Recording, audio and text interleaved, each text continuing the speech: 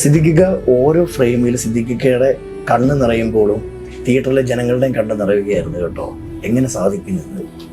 എങ്ങനെയാണെന്ന് എനിക്ക് പറഞ്ഞുകൂടാ. പറഞ്ഞ പോലെ അങ്ങനെ ചെയ്തു നോക്കുന്നുള്ളൂ. അമ്മയെക്കുറിച്ച് ഓർക്കുമ്പോൾ ആദ്യം മനസ്സിൽ വരുന്നൊരു ചിത്രമാണ്. അതായത് ഈ സ്കൂൾ ഫീസ് ഒരിക്കലും കൃത്യമായിട്ട് കൊടുക്കാൻ പറ്റില്ല. ഫൈനിന്റെ ഫൈനും ഒക്കെ ആവും. ക്ലാസ്സിൽ നിന്ന് പുറത്താക്കുന്നതിന്റെ മുന്നോടിയായി ഒരു ദിവസം മുഴുവൻ മാസ്റ്റർ ക്ലാസ്സിൽ എഴുന്നേപ്പിച്ച് നിർത്തുന്ന ഒരു പരിപാടിയുണ്ട്.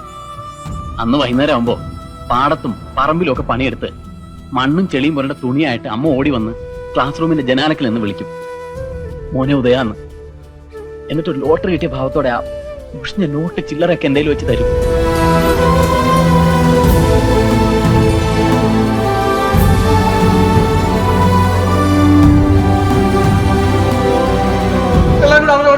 ഓടി കളഞ്ഞിടാ. നീ ഒന്ന് പോയിരുന്നെങ്കിൽ എനിക്ക് ഒരു വിഷമം ഉണ്ടാവില്ലായിരുന്നടാ.